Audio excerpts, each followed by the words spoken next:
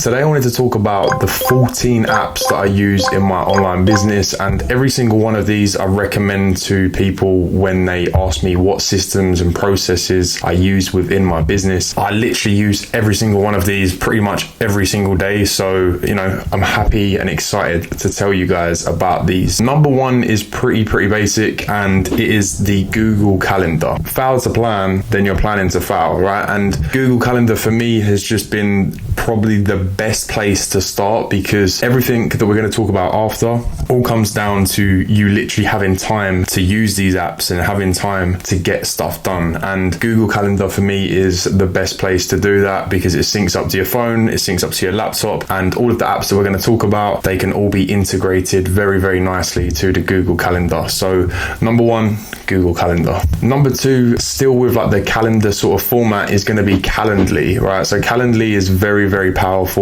mainly for the fact that you can go ahead and put links out on content or send it to potential customers where they can then book into your calendar. So into your Google Calendar, they can use your Calendly link and book in a time to speak to you. So the way that I pretty much run my business is jumping on discovery calls and jumping on sales calls, jumping on team calls, and all of that needs to be scheduled, right? So Calendly is amazing. Definitely, if you're running any kind of business, I would have a Calendly site, just so you have that opportunity for people to come in and request a time to speak to you. So number two is Calendly. And number three goes on the back of both of these apps, and that is Zoom. So a lot of the clients we work with, I don't really ever meet them face to face. It's quite a rare occurrence for not just me, but for pretty much everyone at this point. We're working with clients all over the world. Almost seems like the norm that everyone is communicating through these platforms. Obviously, one of my best performing videos is around Zoom. So I'm a big lover of Zoom before the whole working from home trend really kicked off back in the first lockdown. But Zoom for me is so powerful, because like you said, you can have a conversation with someone that is literally on the other side of the world, and that's going to increase our chances of getting on calls with prospects where I just simply couldn't go and meet someone from Australia in a coffee shop down the road from me. So it opens so many doors. So get using Zoom if you haven't already. And number four is going to be Notion. So over the years, I've definitely played around with different sort of productivity and organization apps, and Notion for me is definitely the one that completely stands out for me, because you can do everything within this one app. So Google Sheets, Google Docs, taking notes, all of these little micro things that when you don't think about it, you could have all of these different tabs open doing these different things, but Notion allows you to have everything in one place. And I'm going to do a specific video around Notion and how I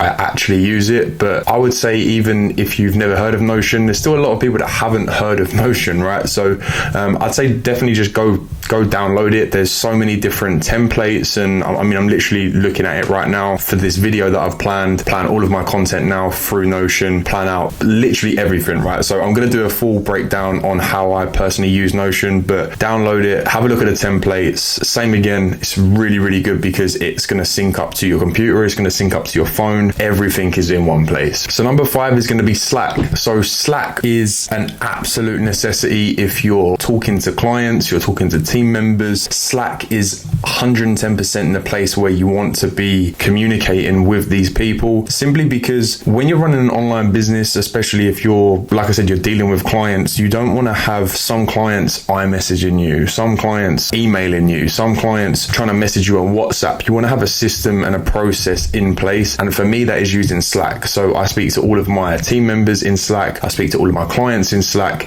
and that way everything, just like Notion, everything's in one place, right? So when a client signs up with us, it is a requirement that they get onboarded onto our Slack channel. It's all well and good when you've got a few clients, but if you really want to scale that, you want to have that predictability and almost requesting that authority of having this dedicated place. And when you're working with clients, it's almost like a benefit, right? Because you can pitch the fact that, look, you've got your own dedicated channel and you can communicate with myself and my team 24 hours a day, and we can get back to you a lot sooner than if you're you're sending me an email and then you text me saying, hey Olley, did you receive my email? And it's just like, no.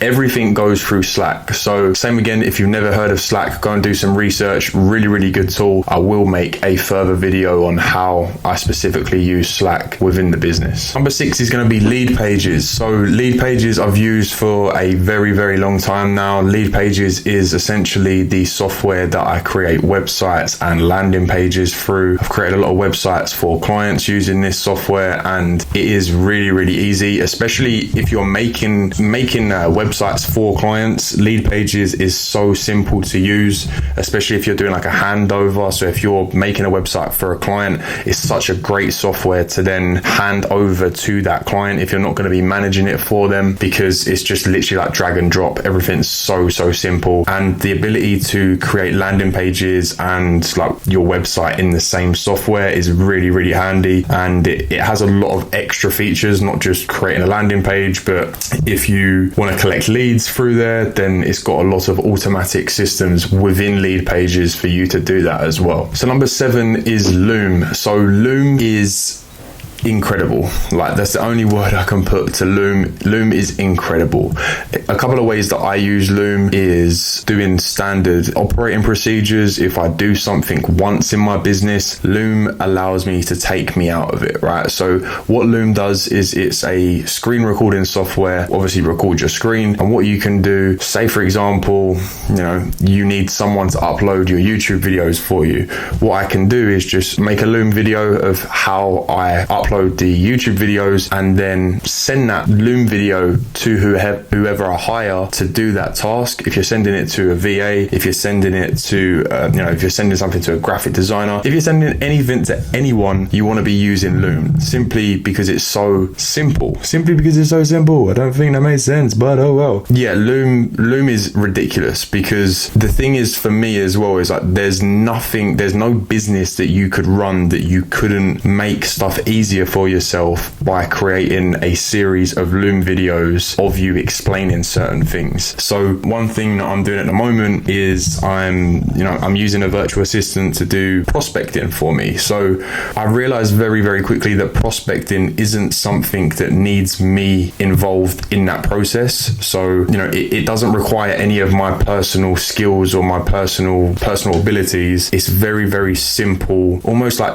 it's not data entry, but it's like data scraping, right? So you're looking for specific things, you're searching for specific people. It's one of those things that I could do once. I could record a Loom video on how I do it, how I achieve that goal, and then save that Loom video, and I can go and hire a virtual assistant, get them to literally just click on this Loom video link, watch me how I done it, and then they know how to do it. I haven't got to jump on a call with them, try and explain to them, say, oh, you better take some notes because you're not going to know how to do this. It just makes life so much more simple, because like I said, I can do something once, I can record it, and I can have that sitting there for years and years and years. And I have got videos on Loom that I created years ago for stuff that I need doing within the business, that now I can just literally go and hire someone, send them this Loom video, and they're going to know exactly how to do it. Very, very simple.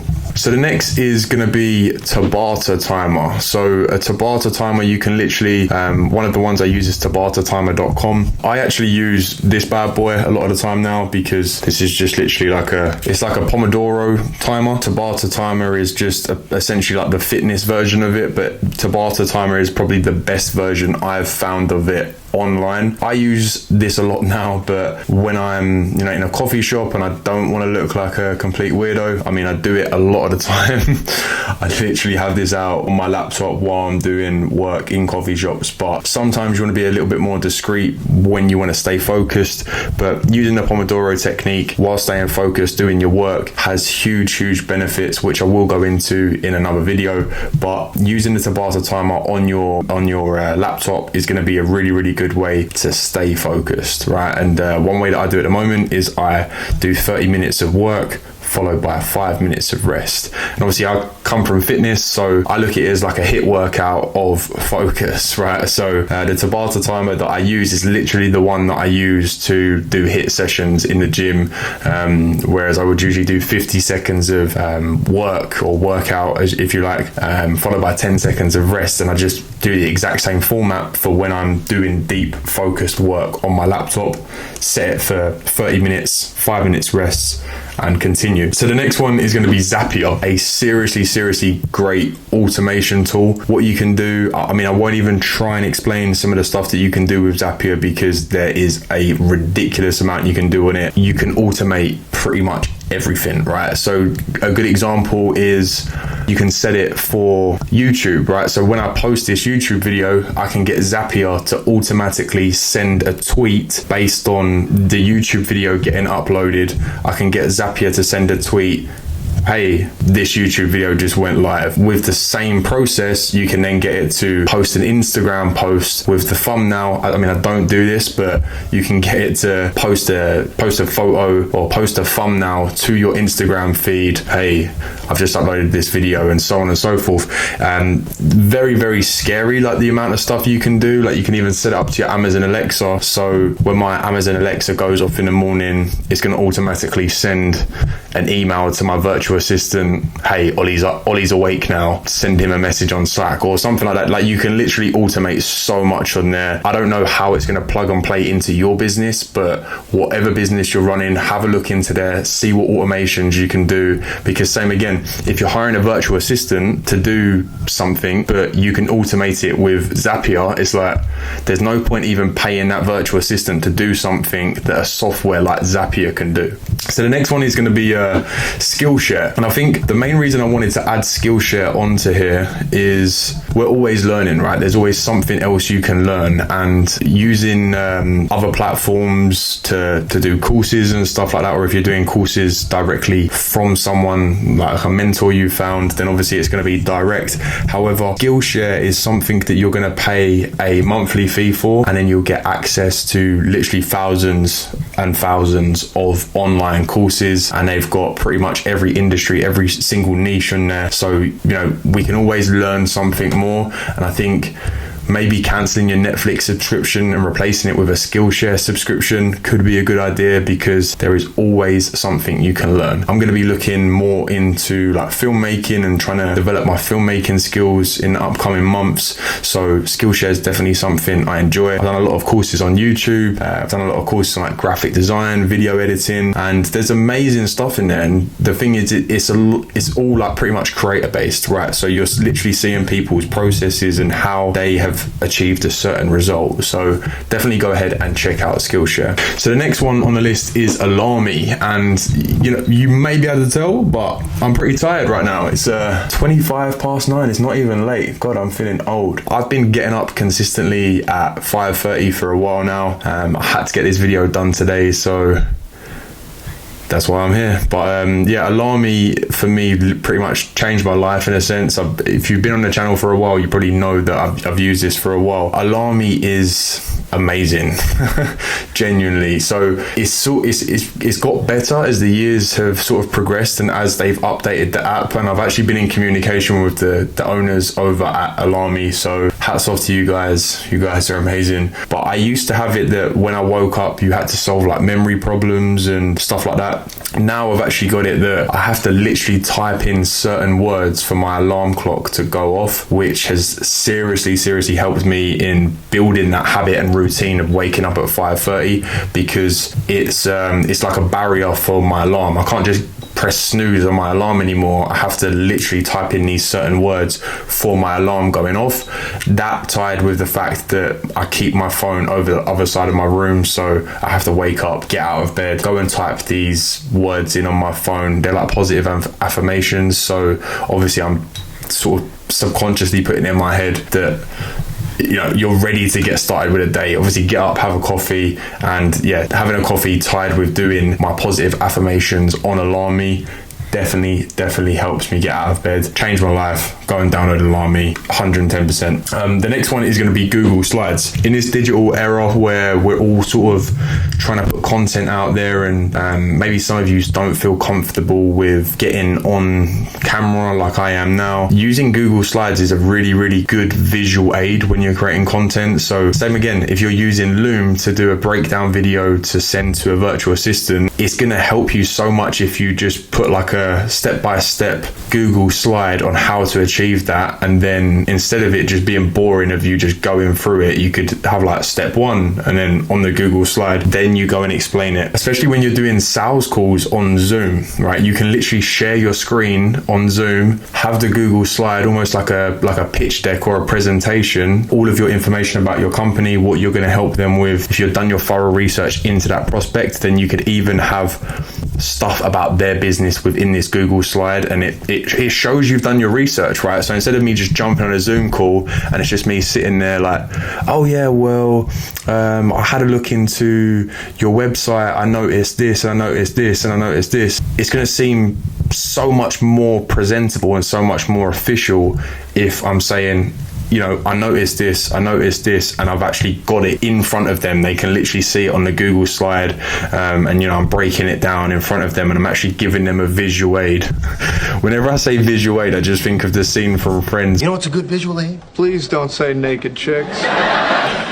The next one is going to be Apple reminders. So I'm one of them, like, for a very, very long time. I'd always look for like that shiny object when it comes to productivity. I'd look for the next app, and I'd look for, you know, a better way to track my day, and a better way to note stuff down, and a better way to check off my to-do list. And I'd go from a to-do list on Trello, for example, a to-do list on Notion, a to-do list, writing it down in a piece of paper, going onto the notes on my phone. And it all comes down to just simplifying things. And Apple reminders, for me personally, it really, really works well, because one thing, obviously I'm a big Apple person. I just actually bought a new iPhone. I haven't upgraded an iPhone for a while. I actually had like the iPhone 7 before I got this new phone. Apple reminders is amazing for me personally, because it syncs up to your watch. So if I've got something on my reminders, then it's going to pop up on my watch that, you know, I've got a reminder, and literally when I go to check the time, the reminder is going to pop up. Olley, you need to do X, or Olley, you need to do Y. And the thing that stands out to me with the Apple reminders is you can do it location based, right? So say for example, I've got some tasks that I need to do, and I'm at the shop, or I'm doing something, I'm in the gym, I'm running errands, and I think, oh crap, like I need to get this done today. I can put it in my Apple reminders, and then I can get it to remind me when I get to a certain location, and literally it does what I just said. When you get to that location, the Apple reminder is going to go off. Say for example, I'm at the gym and I realize I need to do something. Oh, Olley, you need to do this when you get home. And then boom, literally when I get home, based on my location, it's going to pick up that I'm back home, and it's going to pop up the Apple reminder telling me I need to do that task. Apple reminder is really, really good. Obviously, if you're a Mac person, then it's going to feed straight into your Mac, onto your iPhone, onto your watch. Bloody hell. I'm not getting paid by Apple to say this, by the way.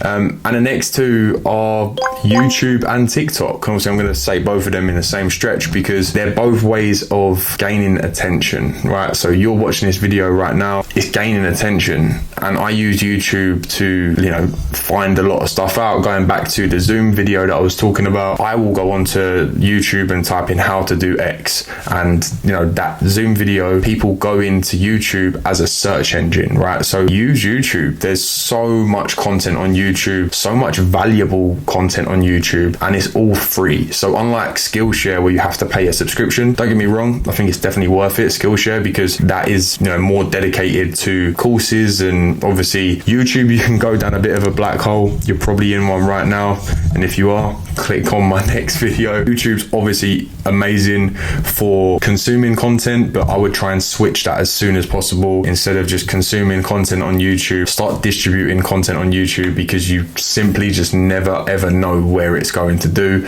I'm obviously a big lover of YouTube. I love documenting my journey and helping you guys out with videos like this and other tutorial type content. I would honestly say that I probably learned more on YouTube than I did at school, which is a weird statement, but it's probably true. Obviously TikTok is the place at the moment for gaining attention. One of my videos gained like 780,000 views in like 12 hours. Something I definitely am going to be spending a lot more time on moving forward. I hope you enjoyed the video, and I'll see you in the next one. Have a good one. Peace.